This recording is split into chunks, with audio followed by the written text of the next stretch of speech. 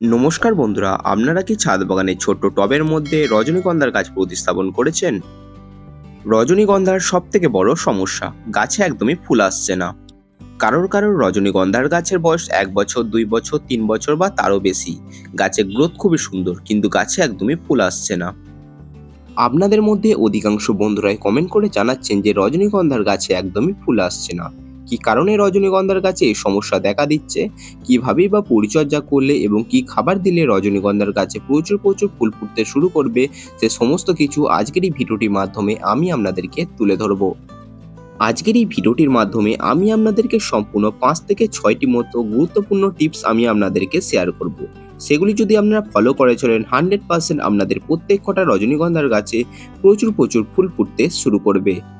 ভিডিওটি না টেনে সম্পূর্ণ দেখার অনুরোধ রইল, কারণ আপনারা যদি ভিডিওটিকে স্কিপ করে দেখেন সেক্ষেত্রে অনেক কিছু মিস করে যাবেন। তাই ভিডিওটিকে স্কিপ না করে ভিডিওটিকে সম্পূর্ণ দেখবেন। চ্যানেলে কোনো নতুন বন্ধু হয়ে থাকলে অবশ্যই করে আপনারা আমার চ্যানেলটিকে সাবস্ক্রাইব করে নেবেন। তো চলুন বন্ধুরা, বেশি দেরি না করে আজকের ভিডিওটি শুরু করা যাক। আপনারা যারা ছাদ বাগানের টবের মধ্যে রজনীগন্ধার গাছ করছেন, তারা শুধু কমেন্টের মাধ্যমে জানাচ্ছেন গাছ শুধু বেড়েই উঠছে, গাছে কোনোরকম ফুল ফুটছে না। আপনারা নিশ্চয়ই করার মধ্যে কিছু একটা ভুল করছেন, যে কারণেই মূলত আমাদের রজনীগন্ধার গাছে একদমই ফুল আসছে না।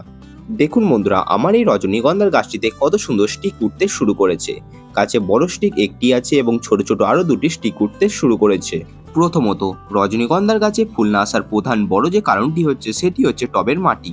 আপনারা যদি সঠিকভাবে রজনীগন্ধার গাছের মাটি তৈরি না করেন, সেই গাছে একদমই আপনারা পর্যাপ্ত পরিমাণে ফুল পাবেন না।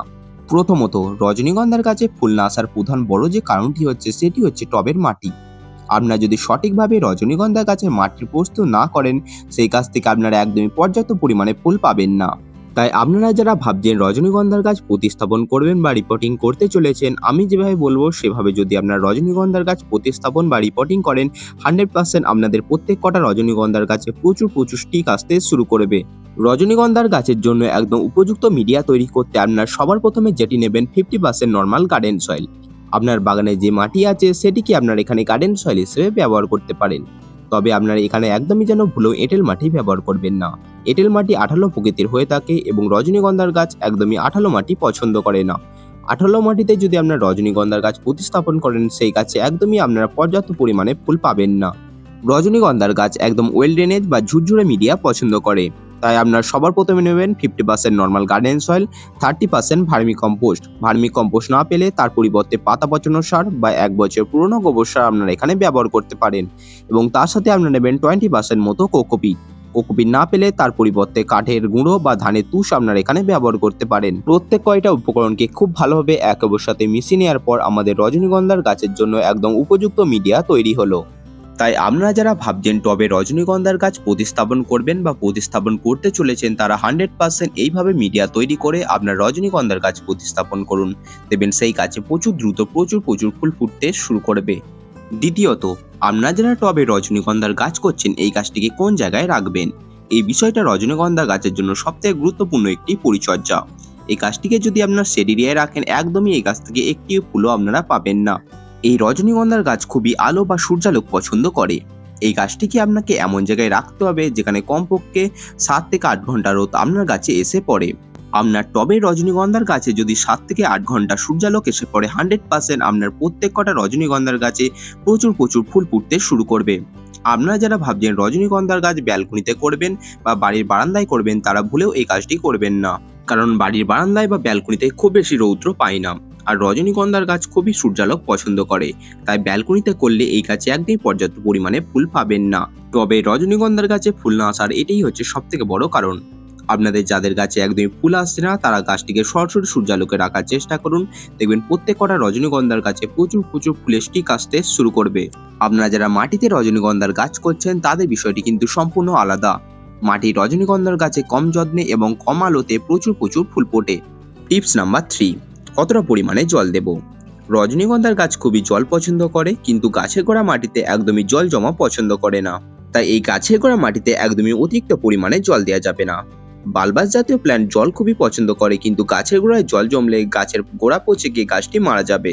রজনীগন্ধার গাছে প্রচুর স্টিক আনতে হলে আপনাকে এই গাছের গোড়াটিকে ময়েশ্চার বা স্যাঁতসেঁতে ভাব বজায় রাখতে হবে। মাটির ময়েশ্চার বা স্যাঁতসেঁতে ভাব বজায় রাখার জন্য এখানে মাটি তৈরির সময় আমি আপনাদেরকে কোকোপিট মেশাতে বলেছি।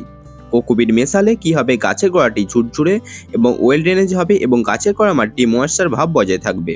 গাছের গোড়ায় আপনাকে একদমই অতিরিক্ত পরিমাণে জল দিতে হবে না। তাই অবশ্য করে আমরা গাছের গোড়াটিকে ময়েশ্চার বা স্যাঁতসেঁতে ভাব বজায় রাখার চেষ্টা করব। গাছে জল দেওয়ার আগে গাছের গোড়া মাটিটিকে আপনার হাত দিয়ে দেখে নেবেন। যদি মনে হয় জল দেওয়ার মতো হয়েছে তাহলেই আপনারা গাছের গোড়ায় জল দেবেন। প্রয়োজনের তুলনায় অতিরিক্ত একদমই গাছের গোড়ায় জল দেবেন না। টিপস নাম্বার 5, রজনীগন্ধার গাছে একদমই কেন ফুল আসছে না। আপনারা যারা রজনীগন্ধার গাছে প্রতিনিয়ত খাবার প্রয়োগ করছেন তবুও গাছে ফুল ফুটছে না, এটি কেন হচ্ছে? রজনীগন্ধার গাছে ফুল না আসার প্রধান যে কারণটি হচ্ছে সেটি হচ্ছে গাছে গোড়া মাটিতে অতিরিক্ত পরিমাণে নাইট্রোজেন যুক্ত খাবার দেওয়া। গাছের গোড়া মাটিতে আপনারা যদি সারাক্ষণ নাইট্রোজেন যুক্ত খাবার দেন গাছ শুধু বেড়েই উঠবে, তাতে একদমই আপনারা পর্যাপ্ত পরিমাণে ফুল পাবেন না। রজনীগন্ধার গাছে অতিরিক্ত পরিমাণে নাইট্রোজেন যুক্ত খাবার দিলে গাছ বেড়ে উঠবে, গাছে একদমই ফুল আসবে না। তাই আপনাকে যে কাজটি করতে হবে, গাছে টোটালি নাইট্রোজেন যুক্ত খাবার দেওয়া একদমই বন্ধ করে দিতে হবে। গাছে শুধুমাত্র আমাদেরকে পটাশিয়াম যুক্ত খাবার দিতে হবে। পটাশিয়াম হিসেবে আপনারা যারা জৈব উপায়ে ছাদ বাগান করেন গাছে কলার খোসা পচানো জল দিতে পারেন বা লাল পটাশ আপনারা গাছে দিতে পারেন। এরপর আমরা আসি রজনীগন্ধার গাছে প্রচুর এরকম ফুল আনতে আমরা রজনীগন্ধার গাছে কি খাবার প্রয়োগ করব।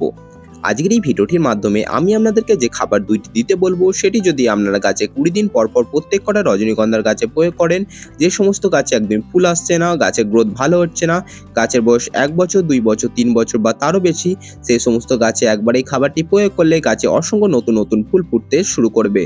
এটি কি খাবার বলুন তো? হ্যাঁ, ঠিকই ধরেছেন, এটি হচ্ছে এমওপি, মিউরেট অফ পটাশ বা লাল পটাশ।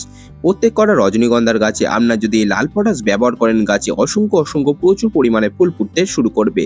এবং দ্বিতীয়ত আমাদের যে এখানে খাবারটি লাগবে সেটি হচ্ছে ডিএপি বা ডাই অ্যামোনিয়াম ফসফেট। এই খাবারটিকেও আমরা যদি গাছে প্রয়োগ করি গাছে আবার নতুন করে গ্রোথ আসবে, গাছে ফুল ফুটতে শুরু করবে। তো চলুন আমরা দেখে নিই কিভাবে আমরা গাছে খাবারগুলিকে প্রয়োগ করব। আপনারা সবার প্রথমে গাছে খাবারটি প্রয়োগ করার আগে আপনারা গাছে গোড়া মাটিটিকে কিছুটা পরিমাণে ময়েশ্চার বা স্যাঁতসেঁতে ভাব বজায় রাখবেন। তারপর একটি চামচে অর্ধেক চামচ পরিমাণ আপনারা এমওপি বা মিউরেট অফ পটাশ বা লাল পটাশ নেবেন এবং সেটিকে টবের চারিদিকে খুব ভালোভাবে দিয়ে দেবেন এবং আরও অর্ধেক চামচ পরিমাণ নেবেন ডিএপি। এটিকে সরাসরি আপনারা গাছের গোড়া একদম দেবেন না, গাছের চারি সাইড বরাবর আপনারা এই খাবারটিকে দিয়ে দেবেন এবং গাছে খাবারটি দিয়ে দেওয়ার পর গাছের গোড়া মাটিটিকে খুঁচিয়ে নেবেন এবং খুঁচিয়ে নেওয়ার পর আপনারা গাছে ভরপুর জল দিয়ে দেবেন যাতে গাছ খুবই সহজে তার এই খাবারটিকে গ্রহণ করতে পারে। রজনীগন্ধার গাছে এই খাবারটি ব্যবহারের নিয়ম হচ্ছে এটিকে আমরা গাছে 20 দিন পর চালিয়ে যাব। 20 দিন পর প্রত্যেক কটা টবের মাটিতে আপনাদেরকে এই খাবারটিকে দিয়ে দিতে হবে। আপনাদের যাদের রজনীগন্ধার গাছের বয়স 1 বছর 2 বছর 3 বছর বা তারও বেশি, তারা অবশ্য করে গাছে 20 দিন পর গাছে খাবারটিকে চালিয়ে যান, দেখবেন গাছে অসংখ্য নতুন প্রচুর পরিমাণে ফুল ফুটতে শুরু করবে। তো বন্ধুরা, এই ছিল আজকের ভিডিওটি কেমন লাগলো অবশ্যই কমেন্ট করে জানাবেন এবং আপনাদের যাদের রজনীগন্ধার গাছে একদমই ফুল ফুটছে না, গাছের বয়স 1 বছর 2 বছর 3 বছর বা তারও বেশি, আমি যেভাবে পরিচর্যা করতে বললাম এবং যে 5টি শর্টকাট টিপস শেয়ার করলাম সেগুলি আপনারা অনুসরণ করে চলুন, দেখবেন প্রত্যেক কটা রজনীগন্ধার গাছে প্রচুর ফুল ফুটবে। ভিডিওটি যারা ধৈর্য সহকারে দেখলেন আপনাদের প্রত্যেককে অসংখ্য ধন্যবাদ। ভিডিওটি যদি ভালো লেগে থাকে অবশ্যই করে ভিডিওটিকে লাইক করে কমেন্ট করে জানাবেন কেমন লাগলো এবং অবশ্যই করে ভিডিওটি ভালো লাগলে চ্যানেলটিকে সাবস্ক্রাইব করে নেবেন। তো বন্ধুরা, দেখা হচ্ছে আবার অন্য কোনো ভিডিও নিয়ে। তো ততক্ষণ সুস্থ থাকবেন, ভালো থাকবেন এবং আমার ভিডিও দেখতে থাকবেন।